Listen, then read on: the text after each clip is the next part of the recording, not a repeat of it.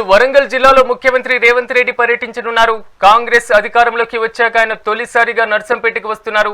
అక్కడ నిర్వహించే ప్రజా విజయోత్సవ సభలో ముఖ్యమంత్రి పాల్గొంటారు. ఈ సందర్భంగా 531 కోట్ల విలువైన అభివృద్ధి పనులకు శంకుస్థాపనలు, ప్రారంభోత్సవాలు చేయనున్నారు ముఖ్యమంత్రి. గతంలో ఎమ్మెల్యే దొంతి మాధవరెడ్డితో వైరం కారణంగా రేవంత్ రెడ్డి ఈ నియోజకవర్గానికి రాలేదని చర్చ ఉంది. ముఖ్యమంత్రి పర్యటన నేపథ్యంలో పోలీసులు పటిష్ట బందోబస్తును ఏర్పాటు చేశారు.